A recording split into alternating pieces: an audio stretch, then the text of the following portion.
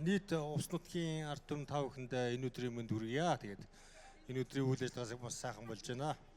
Тэгээ манай одоо энэ 2002 оны төгсөлтийн залуучууд дандаа бизнес эрхэлдэг сайн ажил мэргэжилдээ тэргүүлж яваа залуучууд байгаамаа. Тэгээ энэ удаад цугласан залуучууд Увс аймгийн Улаангом сумын төвдөр байх өндөр цагаан удгийн тогтжилт 40 гаруй сая төгрөгийн тогтжилтын ажил байгаа юм байна. Тэгээд энд байгаа залуучууд бид нар энэ удаагийн уулзалтаар энэ ажлыг дааж авч хийе гэсэн юм шийдэлд хүрээд тэр ажлыг бас амлан авч байна. Тэгээ одоо манай Увс аймагт сууж байгаа залуучууд маань бас энэ 2002 оны төгсөлтөө төлөөлөөд Сум орон нутаг, Орхон аймаг, Дархан уул аймаг, Улаангом сууж байгаа залуучууд бас хувьдаа хандив өргөж байгаа төгсөлтөө төлөөлөөд энэ бүхний нийлбэл бас тодорхой тоо хэмжээ гарах бах. Энэ удаад бол өндөр цагаан удгийг тогтжуулах ажил байгаа юм байна. Тэрийг тэгээ бид нар амлаа авч хэрэгжүүлнэ.